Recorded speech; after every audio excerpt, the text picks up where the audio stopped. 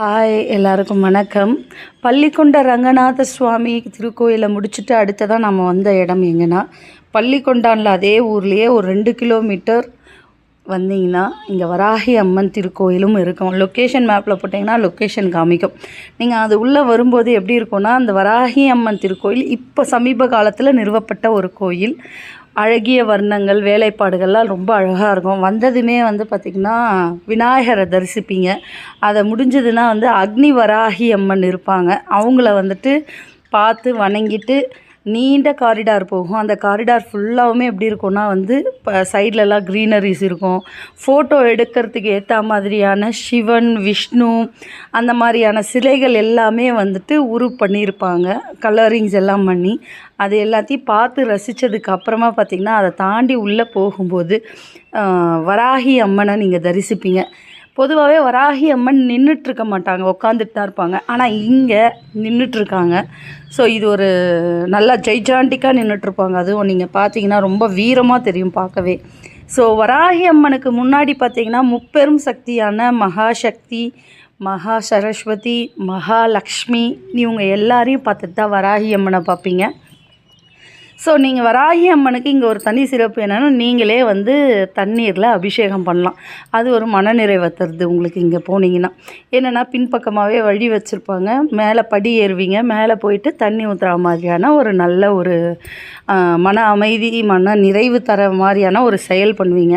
அதுக்கடுத்ததாக அதை முடிச்சுட்டு வெளியே வந்தீங்கன்னா இங்கே மஞ்சள் அதிகமாக அரைப்பாங்க. காரணம் என்னென்னா, வேண்டுதல் வைக்கிறவங்க இல்லை வேண்டுதல் நடந்திருக்கும் அவங்க எல்லாருமே மஞ்சள் அரைச்சி ஜல வராகி அம்மனுக்கு அபிஷேகம் பண்ணுவாங்க.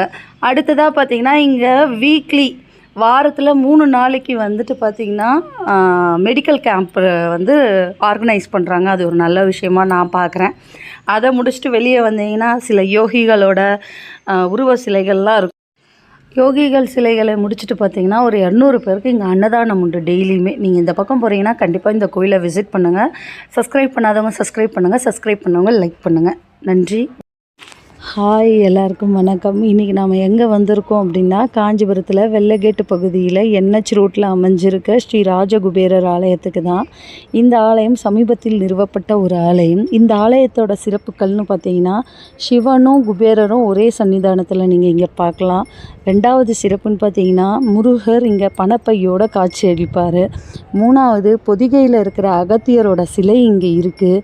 4வது விஷயமா பார்த்திங்கன்னா இங்கே முப்பெரும் தெய்வங்களான சிவன், பிரம்மா, விஷ்ணு அவங்க மூவருக்குமே மங்கள பீடம்னு ஒன்று வச்சுருக்காங்க.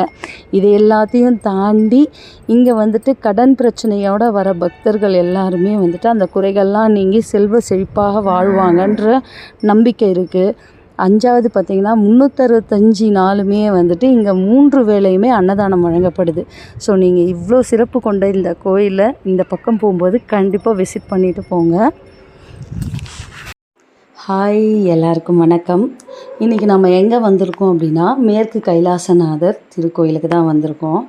இந்த கோயில் ஏரிக்கரை கைலாசநாதர் திருக்கோயில்னும் அழைக்கப்படுது. இந்த கோயில் எங்கே அமைஞ்சிருக்குன்னா, காஞ்சிபுரம் மாவட்டம் சிவலிங்கமேடு என்ற பெயரை செவிலிமேடு என்று மருவிய கிராமத்தில் தான் அமைஞ்சிருக்கு. இந்த கோயிலோட சிறப்பு என்னென்னா, இங்கே இருக்கிற லிங்கம் சுயம்பு லிங்கமாகவே வந்த லிங்கம். அது மட்டும் இல்லை, இது 1000 வருடங்களுக்கும் பழமையான ஒரு லிங்கம். இயற்கையோட சீற்றத்தினால மண்ணில் புதைய பெற்றதாகவும், அந்த புதைய பெற்ற லிங்கமானது காஞ்சி பீடத்தில் இருக்கும் மகா பெரியவரால் கண்டுபிடிக்கப்பட்டு மண்ணிலிருந்து எடுத்து அந்த லிங்கத்திற்கு திரும்பவும் கோயில்களையும் கும்பாபிஷேகத்தையும் பண்ணியிருக்காங்க. 1976ஆம் ஆண்டு. திருமண தடையெல்லாம் இருக்குது அப்படின்றவங்க, ராகுகேது பூஜையை காலஸ்திரிக்கு போயிட்டு பண்ண முடியலன்றவங்க இந்த கோயிலில் பண்ணுறாங்க. அது மட்டும் இல்லாமல் எல்லா வியாழக்கிழமையும் இங்கே அபிஷேகங்களும் ஆராதனைகளும் பூஜைகளும் அனைத்துமே நடைபெறுது. உங்களுக்கு பிரச்சனைகளோ இல்லைனா திருமண தடை நீங்கணும் அப்படின்னா இங்கே 9 வியாழக்கிழமைகள் விளக்கு போட்டிங்கன்னா கண்டிப்பாக திருமண தடை நீங்கி கல்யாணமாகுன்ற நம்பிக்கை இருக்குது. நீங்கள் இந்த பக்கம் போகிறீங்கன்னா கண்டிப்பாக இந்த கோயிலை விசிட் பண்ணுங்கள். கோயில்களை பற்றின சிறப்புகளை தெரிஞ்சுக்கணுன்றவங்க இந்த சேனலை சப்ஸ்கிரைப் பண்ணிக்கோங்க. சப்ஸ்கிரைப் பண்ணவங்க இந்த வீடியோஸ்க்கு லைக்ஸ் பண்ணுங்கள். உங்களோட லைக்ஸ் என்னை அடுத்த வீடியோ போடுறதுக்கு என்னை மோட்டிவேட் பண்ணணுன்னு நம்புகிறேன். நன்றி, வணக்கம். ஓம் நமக் சிவாய. ஹாய், எல்லாருக்கும் வணக்கம். இன்றைக்கி நம்ம எங்கே வந்திருக்கோம் அப்படின்னா, நான் இந்த அம்மனோட பேர் சொன்னதுமே இந்த அம்மனுக்கெல்லாம் கோயில் இருக்கா சிலர் பயந்துடலாம். இன்னொன்று என்னென்னா பொறுமை வேணும் அப்படின்னா இந்த அம்மனோட பேரை தான் சொல்லுவாங்க. பூமாதேவி மாதிரி பொறுமையாக நம்மளாலாம் இருக்க முடியுமா அப்படின்னு கேட்பாங்க கேள்வியாக கூட. ஆமாங்க, நம்ம இன்னைக்கு எங்கே வந்திருக்கோம்னா, காஞ்சிபுரத்துல இருந்து வந்தவாசி போகிற வழியில் தவளகிரீஸ்வரர் அந்த மலை அடிவாரத்தில் அமைஞ்சிருக்க பூமாதேவி கோயிலுக்கு தான் வந்திருக்கோம். இந்த கோயில் இப்போ சமீபத்தில் நிறுவப்பட்ட ஒரு கோயில் தான்.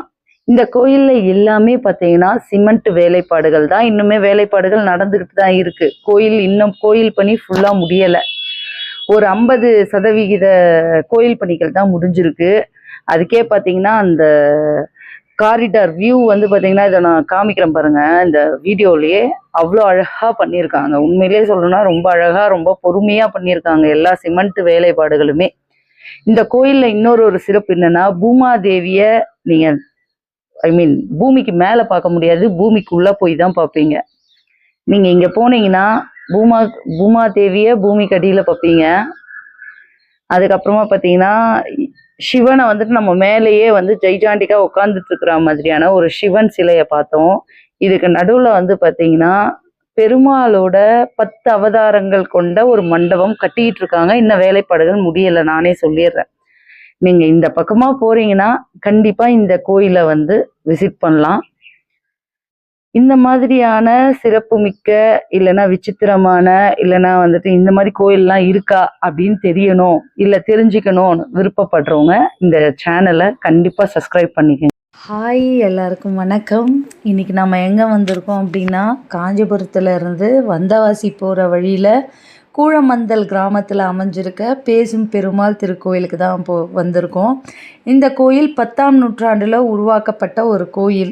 இங்கே 1 கிலோமீட்டர்லேயே பார்த்திங்கன்னா கங்கை கொண்ட சோழீஸ்வரர் கோயில் ஒன்று இருக்குது. அந்த கோயில் எந்த ஆண்டு நிறுவப்பட்டதோ அதே ஆண்டு தான் இந்த பேசும் பெருமாள் திருக்கோயிலையும் நிறுவப்பட்டது. இந்த கோயிலுக்கு ஏன் பேசும் பெருமாள் அப்படின்ற பெயர் வந்தது காரணம் என்னென்னா, குழந்தைகள் பேச முடியாமல் இல்லை திக்கி பேசுகிறாங்க, இல்லை வயது ஓரளவுக்கு ஒரு 5 வயசுலேயும் பேசலைன்ற குழந்தைங்கள இங்கே கூப்பிட்டுட்டு ஒரு அர்ச்சனை பண்ணிங்க அப்படின்னா கண்டிப்பாக பேசுவாங்கன்ற ஒரு நம்பிக்கையும் இருக்குது.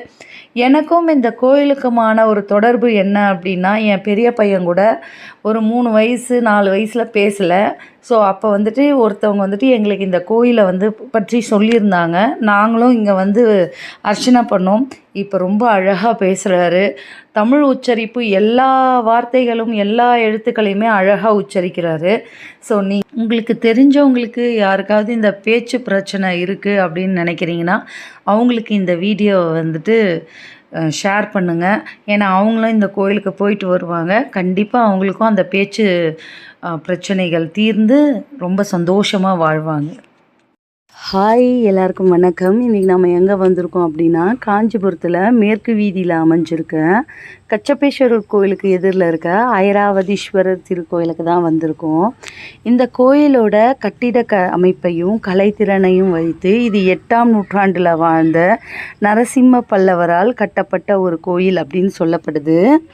அது மட்டும் இல்லை, இந்த கோயிலுக்கு ஏன் ஐராவதீஸ்வரர்னு பெயர் வந்ததுன்னு பார்த்தீங்கன்னா, இந்திரனும் இந்திரனுடைய வாகனமான வெள்ளை யானையும் இங்கே இருக்க சிவரை வழிபட்டதாக ஒரு வரலாறும் இருக்குது. அதனால தான் இதனோட பெயர் ஐராவதீஸ்வரர் அப்படின்னு பெயர் பெற்றதாக சொல்லப்படுது.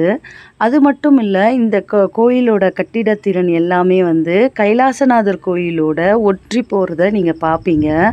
அங்கேயும் செங்கற்களையும் மணற்கற்களையும் தான் சிற்பங்களுக்கு பயன்படுத்தியிருப்பாங்க. அதே மாதிரி தான் இங்கேயும் பயன்படுத்தியிருக்காங்க.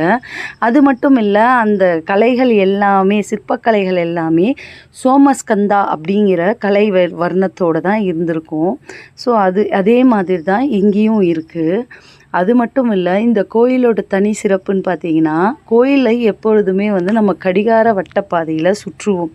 ஆனால் இந்த கோயில் அப்படி இல்லை, அதனோட எதிர்முறையில் சுற்றுற மாதிரி தான் இருக்கும். ஸோ அது இந்த கோயிலோட ஒரு தனி சிறப்பாக கருதப்படுது. நீங்கள் இந்த பக்கம் போகிறீங்கன்னா கண்டிப்பாக ஐராவதீஸ்வரரை வணங்கிட்டு போங்க. கோயில்களோட பெருமைகளையும் சிறப்புகளையும் தெரிஞ்சுக்கணுன்னு விருப்பப்படுறவங்க இந்த சேனலை சப்ஸ்கிரைப் பண்ணிக்கோங்க. உங்களோட சப்ஸ்கிரிப்ஷன் என்னை வந்துட்டு மோட்டிவேட் பண்ணணுன்னு நம்புகிறேன். சப்ஸ்கிரைப் பண்ணவங்க இந்த வீடியோவுக்கு லைக் பண்ணுங்கள். உங்களோட லைக்ஸ் என்னை அடுத்த வீடியோ போட என்னை உந்துதல் படுத்தும்னு நம்புகிறேன். நன்றி, வணக்கம்.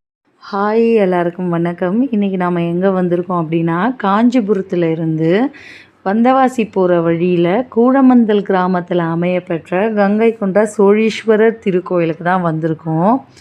இந்த திருக்கோயில் 1000 வருடங்களுக்கும் பழமையான ஒரு கோயில். ஏன் இந்த கோயிலை கட்டினதுக்கான காரணம்னு பார்த்திங்கன்னா, முதலாம் ராஜேந்திர சோழன் எனும் விக்ரம சோழனின் கங்கை வரியிலான வெற்றியை கொண்டாடுவதற்காக கட்டப்பட்ட ஒரு கோயில். இந்த கோயிலை யார் கட்டினாங்க அப்படின்னீங்கன்னா, ஈசான சிவ பண்டிதர், விக்ரம சோழனுடைய குரு வந்துட்டு ஈசான சிவ பண்டிதரால் கட்டப்பட்ட ஒரு கோயில். இந்த கோயிலில் 11 தேவக்கோட்டங்கள் வெளி சுற்றுலா அமைய பெற்றிருக்கு. அந்த 11 தேவக்கோட்டங்கள்லேயும் வந்து பார்த்திங்கன்னா, விநாயகர், முருகர், விஷ்ணு, பிரம்மா, ஹரிஹரன், தக்ஷணாமூர்த்தி, துர்க்கை எல்லாருமே வந்துட்டு இடம் பெற்றிருக்காங்க.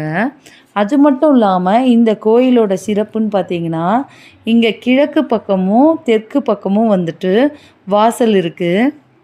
இந்த கோயிலோட பகுதிகள்னு பார்த்திங்கன்னா 4ஆக பிரியப்பட்டிருக்கு. 1 கருவறை, 2வது வந்து அர்த்த மண்டபம், 3வது வந்து இடைநாழி, 4வது முகமண்டபம்னு சொல்லிட்டு 4 பகுதிகளாக பிரிக்கப்பட்டிருக்கு. இங்கே இருக்கிற கல்வெட்டுக்கள் எல்லாமே வந்து முதலாம் ராஜேந்திர சோழனின் கல்வெட்டுக்களும் மற்றும் விஜயநகர அரசின் கல்வெட்டுக்களும் வந்துட்டு இங்கே வந்து இடம் பெற்றிருக்கிறதா சொல்கிறாங்க. அது மட்டும் இல்லாமல் இங்கே வந்துட்டு இன்னொரு தனி சிறப்புன்னு பார்த்திங்கன்னா, குலோத்துங்கன் காலத்துக்கு பிறகு அம்மனுக்குன்னு தனி சன்னதி இல்லாமல் தான் இருந்திருக்கு. பட் ஒரு சில கோயில்களில் மட்டும்தான் அம்மனுக்கு தனி சன்னதிகள் இருக்குது. அதில் இந்த ஒரு கோயிலும் வந்துட்டு தனி சன்னதியோடு அமைய பெற்றிருக்கிறது ஒரு தனி சிறப்பாக பார்க்கப்படுது. அது மட்டும் இல்லாமல் இங்கே வந்துட்டு நந்தி வந்து மேற்கு நோக்கி இருக்கிறதுனால நந்திக்கு பின்புறம் வந்து 16 கால் மண்டபம் அமைய பெற்றதாக சொல்லப்படுது. ஆனால் இப்பொழுது அது வந்துட்டு சிதலம் அடைஞ்சு காணப்படுது. நீங்கள் பார்த்தீங்கன்னா தெரியும். ஸோ நீங்கள் இந்த பக்கம் போகிறீங்கன்னா கண்டிப்பாக இந்த கோயிலை விசிட் பண்ணுங்கள்.